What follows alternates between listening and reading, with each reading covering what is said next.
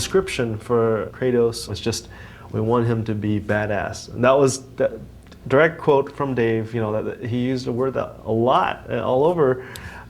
So I knew okay, that's a definite, we need to get that. But at the beginning, we didn't even know if it was gonna be male, female. Some of the sketches were actually a female Kratos, possibly. We're looking for anything that might work. This was just, it doesn't really look like much. It's some kind of alien creature. Or a little bit more comical. Big hands, big feet, a flame for his hair.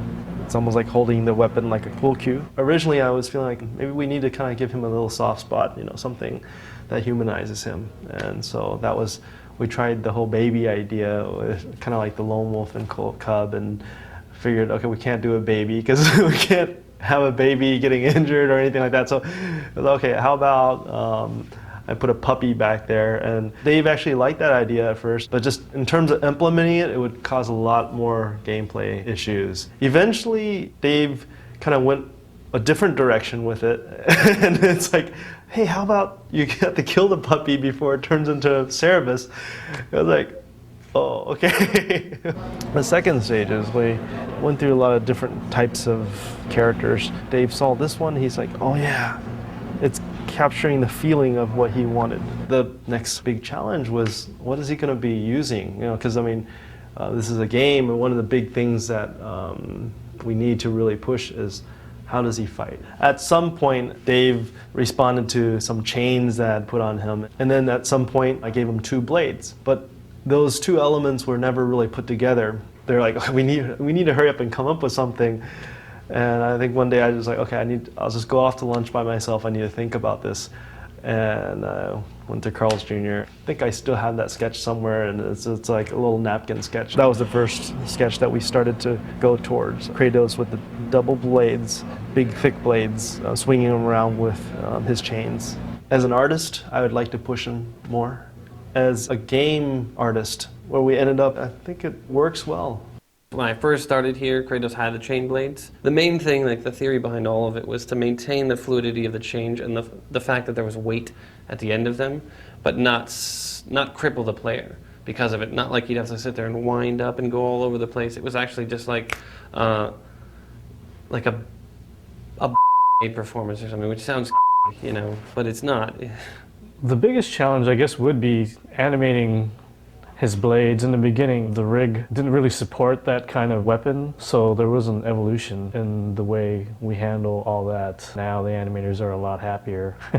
Actually, everything with the rig right now is pretty good. It's pretty easy to animate Kratos compared to the first game. Kratos was that sort of brutal, no-holds-barred, just vicious guy. What I was trying to put into it as well was it was sort of the violence, but it also had a bit of the style to it, so that you felt cool playing this guy. We wanted to keep the player interested, so we can't just do a rehash or recolor of something else. And so we struggled a lot with the powers and also the weapons. And in the first game, we had 1 sub-weapon, the chains and the sword. And so we knew that we needed to expand upon that. I really wanted to experience that being cut down to size, that fall from grace, and have the player experience that during play, like actually have to deal with all that, and then take a little bit of their own emotions of losing their powers, their frustration, and then it kind of focuses towards the antagonist of like, fuck that guy, he took my stuff. He looks more smoothly than the first game. Texture is more detailed than the first game, but actually the technical side is cheaper than the first game character. This is a model with texture, and we use the green color to do all the transparency. Initially it was very hard because the design always asks for a lot of things, and my initial reaction is, you know, no, we can't do that, or you're crazy. The tech group and myself, we kind of just beat our heads against the desks and we figure it out and we do it, you know, and then we actually see it and go, oh wow, you know, we can push Kratos to a higher level. He has full facial animation ability. We could do fine weighting. All the in-game cinematics are using this model. We're able to get closer to Kratos during actual gameplay and combat without any of the thing falling apart, which is fantastic. That's a really big thing. He really, I think, goes through a lot. At the end of this one, He's denied again his vengeance, and he finds out something that the extras movies said was already so, but just bummed me out that we said that, so we're pretending that the extras movies aren't 100% there.